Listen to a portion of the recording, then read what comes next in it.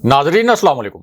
Inside news के नए programme के साथ मैं हूं इब्राहिम राजा और आज हम बात करेंगे कि अगले 72 घंटे में कौमी असेंबली और पंजाब असेंबली तोड़ने के मुतल्लिक क्या तहलका खेज खबर आई है। इतना बड़ा और हैरान कुन फैसला क्यों किया गया।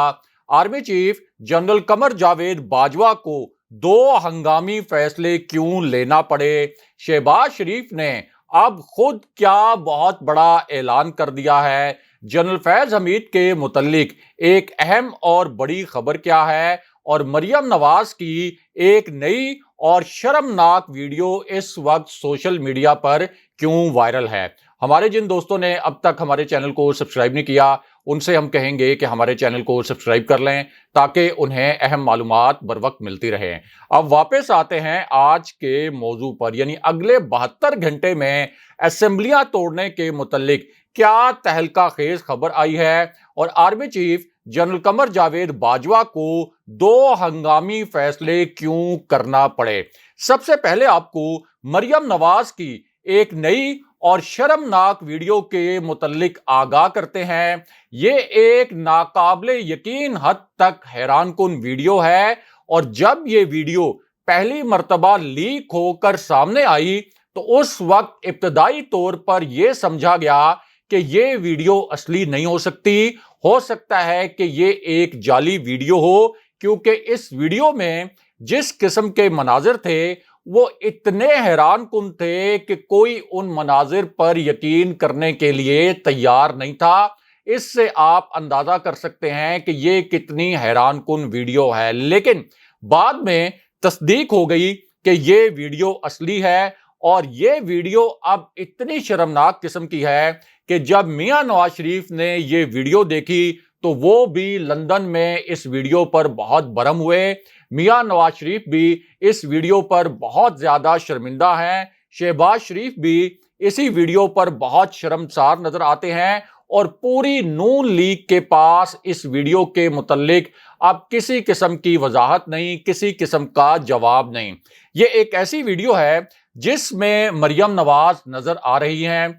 इस वीडियो की ऑडियो में मरियम नवाज की आवाज बहुत साफ अंदाज में और बड़े वाजे अंदाज में सुनी जा सकती है और ये वीडियो इस वक्त सोशल मीडिया प्लेटफॉर्म्स यानी ट्विटर, फेसबुक और इंस्टाग्राम पर वायरल है। और इसी वीडियो ने ना सिर्फ सोशल मीडिया पर एक बहुत बड़ा तूफान खड़ा कर दिया है, ना सिर्फ सोशल मीडिया पर इस वीडियो को लेकर बड़ी गर्मा गर्म बहस हो रही है, बल्कि जो मेन स्ट्रीम चैनल्स हैं यानी आपके जो प्राइम चैनल्स हैं, न्यूज चैनल्स, वो भी इस वीडियो के मुतल्लिक अब हेडलाइंस बनाने पर मजबूर हो गए और इसी वीडियो पर बड़े मानीखेज किस्म के तज्जिए भी किए जा रहे हैं।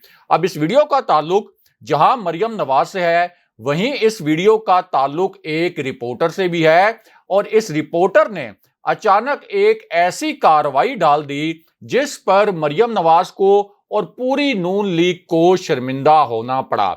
यह वीडियो मरियम नवाज के गुजरात जलसे से सामने आई और ऐन उस वक्त सामने आई जब मरियम नवाज खिताब कर रही थी और जिस वक्त ये खिताब हो रहा था ऐन उसी वक्त एक रिपोर्टर ने और एक कैमरामैन ने इस जलसा गाह में हजारों खाली कुर्सियों की वीडियो बनाकर सोशल मीडिया पर लीक कर दी और इस वीडियो में देखा जा सकता था कि मरियम नवाज के गुजरात जलसे में स्टेज के करीब तो लोग मौजूद हैं लेकिन पीछे जलसा गाह का 3/4 हिस्सा मुकम्मल तौर पर खाली है और यहां तक के जहां कुर्सियां लगाई गई थी वो कुर्सियां भी 3/4 खाली रहीं। और अब इस मुकम्मल फ्लॉप जलसे के बाद मियां नवाज शरीफ भी बरहम है और नून लीग की जो मकामी गुजरात की क़यादत है उससे जवाब तलबी भी की गई है और ये वीडियो मुनिस इलाही समेत कई रहनुमाओं ने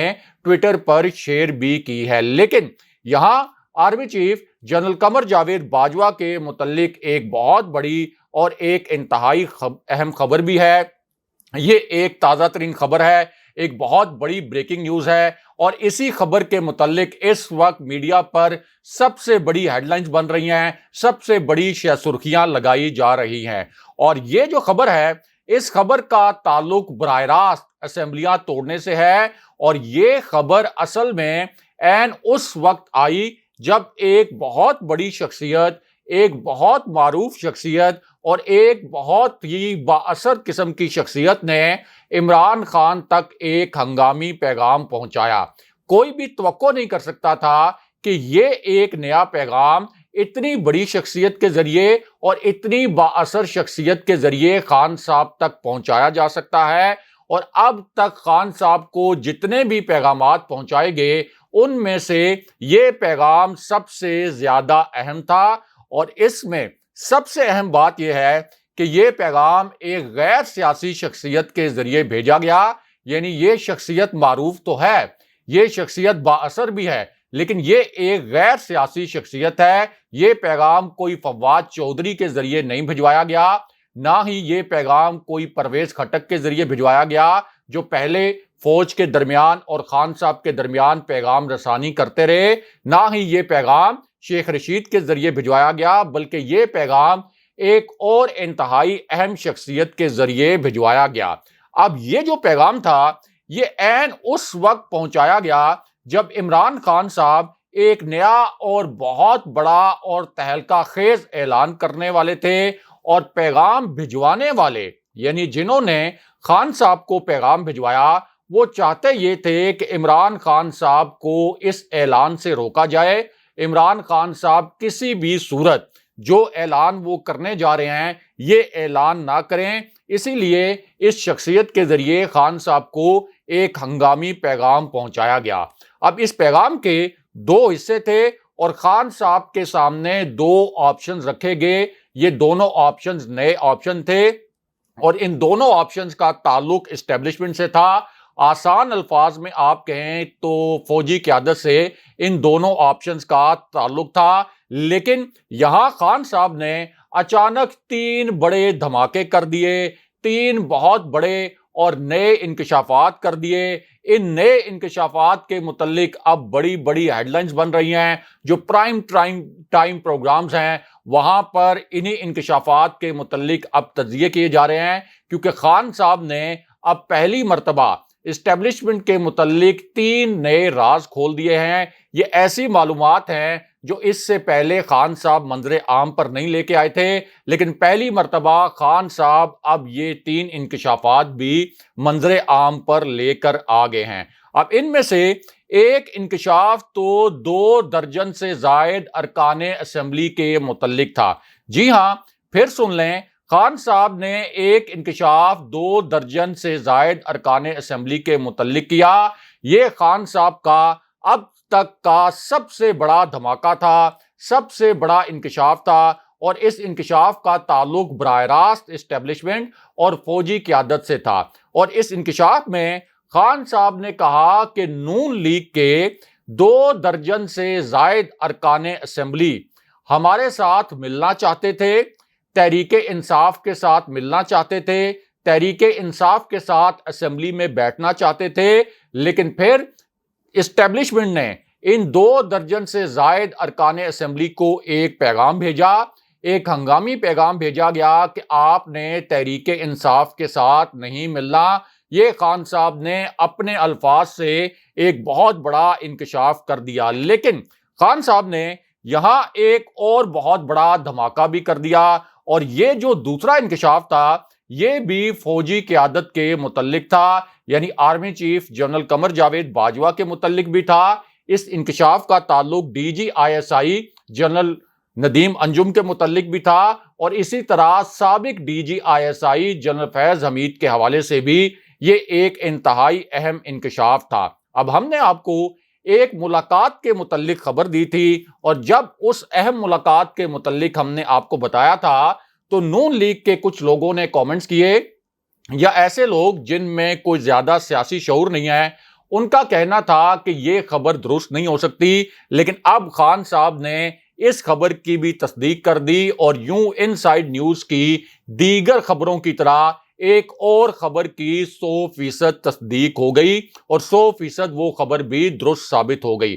اور خان صاحب نے اس انکشاف میں یہ کہا کہ ہاں، مجھے ایک بہت اہم نوعیت کا پیغام، ایک بہت اہم نوعیت کی ملاقات کے لیے بھیجا گیا۔ جی ہاں، خان صاحب نے یہ تازہ ترین انکشاف کیا کہ مجھے ایک بہت اہم نوعیت کا پیغام بہت اہم حلقوں کی جانب سے، اور ظاہر ہے کہ اہم حلقوں سے مراد کیا ہو سکتا ہے؟ فیصلہ ساز حلقے، طاقتور حلقے، اسٹیبلشمنٹ۔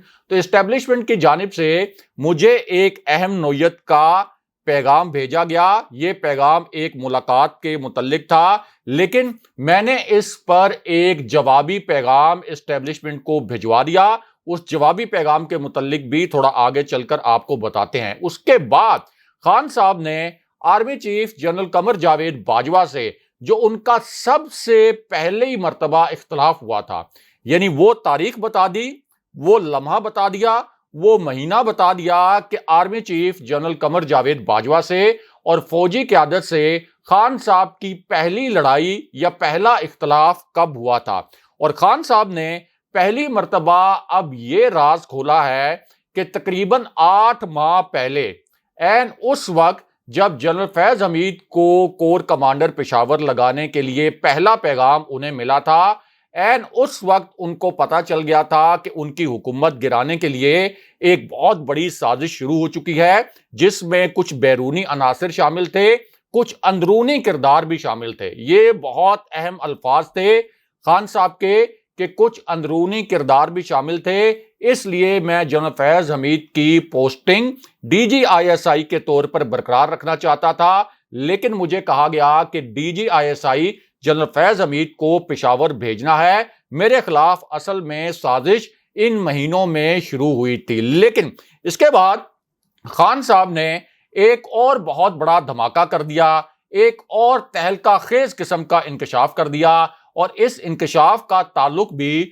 فوجی قیادت سے تھا، army chief general Qamar Javed Bajwa سے بھی تھا۔ اور یہ ایک ایسا انکشاف تھا جس کے متعلق خان صاحب نے اس سے پہلے کھل کر بات نہیں کی تھی، لیکن پہلی مرتبہ خان صاحب نے اس انکشاف پر بھی بات کی ہے۔ اور خان صاحب نے کہا کہ میری حکومت کے دوران، یعنی جب میں پرائم منسٹر تھا، اس وقت مجھے اسٹیبلشمنٹ کا ایک پیغام ملا۔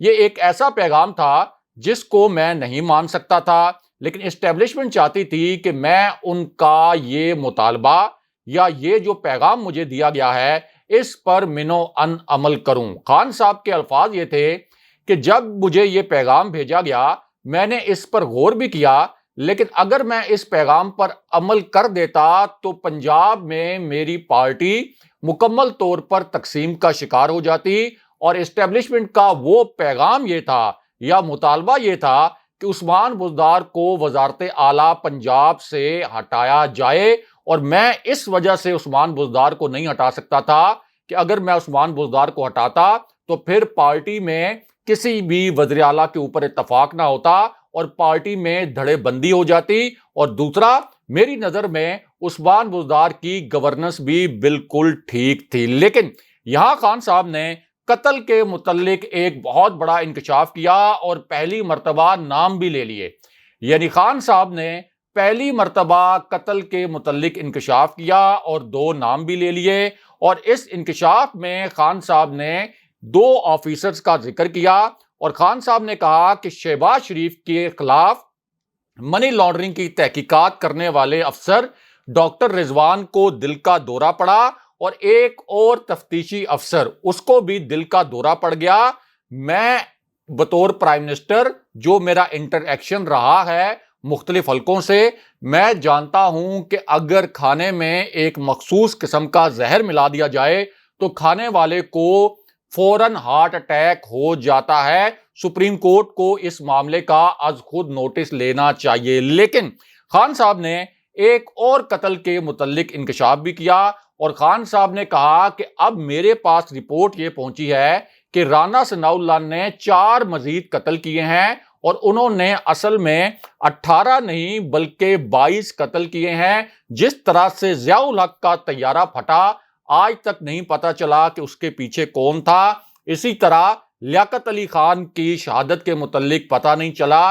اس وجہ سے اب میں نے ایک نئی ویڈیو ریکارڈ کروا دی ہے، اور اس ویڈیو میں تمام کرداروں کے نام لے لیے ہیں اور عوام پھر مجھے انصاف دلائیں. اگر مجھے کچھ ہو گیا, میری جان چلی گئی, تو پھر ان کرداروں کو عوام کٹہرے میں لے کر آئے. لیکن یہاں army chief general Qamar Javed Bajwa کے متعلق ایک اہم اور بہت بڑی خبر اور بھی ہے. یعنی ان انکشافات سے ہٹ کر ایک بہت بڑی اور اہم نوعیت کی خبر اور بھی ہے, اور اب ایک فوجی افسر سمیت کچھ گرفتاریاں بھی ہوئی ہیں. جی ہاں, ایک فوجی افسر سمیت اب کچھ گرفتاریاں ہوئی ہیں. یہ بہت بڑی خبر ہے, ایک تازہ ترین خبر ہے. اسی خبر کے متعلق بڑی بڑی ہیڈ لائنز بن رہی ہیں, بڑی سرخیاں لگائی جا رہی ہیں, اور اس وقت تک کی یہ سب سے بڑی خبر ثابت ہوئی ہے. کیونکہ اب ہوا یہ ہے کہ اس امپورٹڈ حکومت نے پنجاب اسمبلی کے جو ڈائریکٹر سیکیورٹی تھے میجر فیصل حسین, میجر ریٹائرڈ فیصل حسین,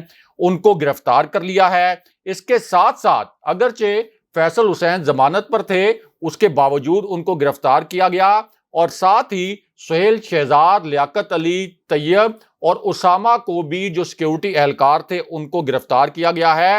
اور اس وقت جو اسپیکر صوبائی اسمبلی پرویز الہی کے جو سٹاف آفیسر ہیں ان کی گرفتاری کے لیے بھی چھاپے مارے جا رہے ہیں, اور اس کی باقاعدہ تصدیق کی گئی ہے. یعنی پرسنل سٹاف آفیسر کی گرفتاری کے لیے بھی چھاپے مارے جا رہے ہیں. اب یہ امپورٹڈ حکومت اس قسم کے شرمناک ہتھ کنڈے استعمال کر رہی ہے. بہرحال اب واپس آتے ہیں کہ اسمبلیاں توڑنے کے فیصلے کے متعلق کیا تہلکہ خیز خبر آئی ہے, اور اس خبر کا تعلق جی ایچ کیو میں کس طریقے سے اعلیٰ ترین جنرلز کے ساتھ ہے.